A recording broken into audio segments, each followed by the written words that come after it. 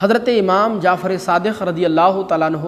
ایک بار لوگوں کو اخلاق کا درس دے رہے تھے۔ آپ نے ارشاد فرمایا کہ اے لوگو، جن عورتوں کے اندر یہ 4 خامیاں موجود ہوں، زندگی میں کبھی بھی بھول کر بھی ایسی عورتوں سے شادی نہ کرنا، اور اگر والدین کے کہنے سے شادی کر بھی لی ہو تو ایسی عورتوں کو بار بار سمجھانا، خوب سمجھانا، پھر بھی اگر وہ عورتیں یہ برائیاں نہ چھوڑیں تو پھر جتنی جلدی ہو سکے ایسی عورتوں کو اپنی زندگی سے باہر نکال دینا، کیونکہ یاد رکھو اگر تم نے ایسی عورتوں کو نہ نکالا تو پھر یہ عورت تمہاری دنیا اور آخرت کو تباہ و برباد کر دے گی، تمہارے بچوں کی زندگی کو تباہ و برباد کر دے گی، تمہارے عزیز و اقارب کو تم سے جدا کر دے گی، تمہارے ماں باپ کو تم سے الگ تھلگ کر دے گی۔ لوگوں نے پوچھا حضور وہ 4 خامیاں کون کون سی ہیں جو عورتوں کے اندر نہیں ہونا چاہیے؟ آپ نے ارشاد فرمایا نمبر 1 بے وفائی، یعنی عورت کی بے وفائی۔ آپ نے ارشاد فرمایا کہ اے لوگو تم سب کچھ کر لینا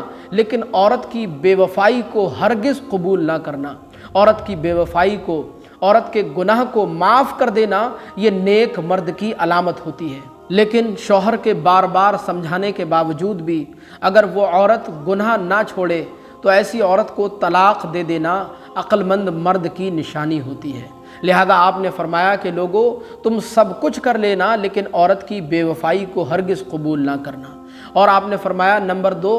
باتوں باتوں میں جھوٹ بولنے والی عورت۔ بعض وہ عورتیں جو اپنے شوہر کا بھروسہ جیتنے کے لیے اپنے شوہر سے اس قدر خوبصورتی کے ساتھ جھوٹ بولتی ہیں کہ وہ بیچارہ شوہر اپنی عورت کی باتوں میں آ جاتا ہے اور اس پر بھروسہ کر لیتا ہے۔ یاد رکھیں میری مائیں اور بہنیں، جھوٹ بولنے والی عورتوں پر اللہ اور اس کے رسول کی لعنت برستی ہے، اور جھوٹ بولنے کے ذریعے ایسی عورتیں اپنے گھر کے نظام کو تباہ و برباد کر لیتی ہیں، اور ایسی عورتوں کی اولادیں جب پروان چڑھتی ہیں تو ان کا ہر قول فعل جھوٹ سے شروع ہوتا ہے، جھوٹ پر ہی ختم ہوتا ہے۔ لہذا آپ نے فرمایا کہ باتوں باتوں میں جھوٹ بولنے والی عورت۔ اور آپ فرماتے ہیں نمبر 3 وہ عورت جو اپنے شوہر کی غیر موجودگی میں کسی غیر محرم مرد کو گھر کے اندر بلا کر اس سے وہ باتیں کرے جس کا اس کے شوہر کو علم نہ ہو۔ یاد رکھیں کہ جب عورت کسی غیر محرم مرد کے سامنے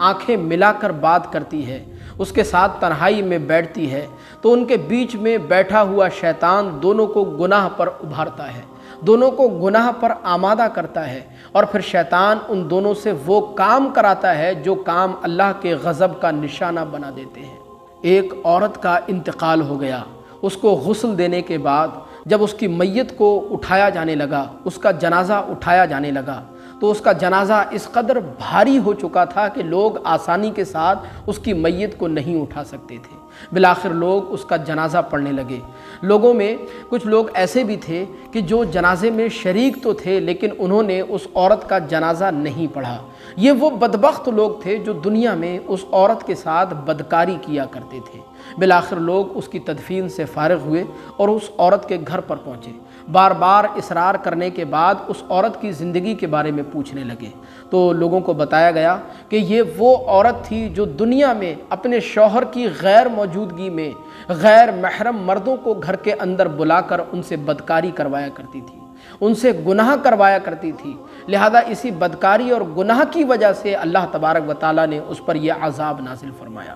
لوگوں نے پوچھا کہ حضور چوتھی خامی کون سی ہے؟ تو آپ نے ارشاد فرمایا کہ چوتھی خامی یہ ہے کہ مرد کا روپ اختیار کر کے اپنے شوہر کی اجازت کے بغیر گھر سے باہر نکلنے والی عورت، یعنی مرد کی طرح بال سنوارنا، مرد کی طرح لباس پہننا، مرد کی طرح وضاقطہ اختیار کرنا، اور اپنے شوہر کی اجازت کے بغیر گھر سے باہر نکلنے والی عورت، بازاروں کی رونق بننے والی عورت۔ حضور اکرم صلی اللہ علیہ وسلم نے ارشاد فرمایا کہ اے لوگو تم عورتوں پر حاکم ہو اور تمہاری عورتیں تمہاری محکوم ہیں، اس لیے اپنی عورتوں پر زور دے کر انہیں ان گناہوں سے دور رکھو، ورنہ عورتوں کی یہ عادتیں، یہ برائیاں تمہیں تباہ و برباد کر دیں گی۔ اس لیے حضرت امام جعفر صادق رضی اللہ تعالیٰ عنہ نے ارشاد فرمایا کہ یہ 4 برائیاں رکھنے والی عورتوں سے کبھی بھی زندگی میں شادی نہ کرنا، اور اگر شادی کر بھی لی ہو تو ان کو بار بار سمجھانا، خوب سمجھانا، ان کو ڈانٹنا ڈپٹنا لیکن پھر بھی اگر یہ گناہ نہ چھوڑیں تو پھر جتنی جلدی ہو سکے ان کو فارغ کر دینا، جتنی جلدی ہو سکے ان کو آزاد کر دینا، ان کو طلاق دے دینا، یہی تمہارے حق میں بہتر ہوگا۔ آپ سے گزارش ہے کہ اس ویڈیو کو تمام مسلمان بہن بھائیوں تک ضرور پہنچائیے، آپ کو انشاءاللہ ثواب ملے گا۔ ویڈیو آپ کو کیسی لگی کمنٹ باکس میں ضرور بتائیے گا۔ السلام علیکم ورحمۃ اللہ۔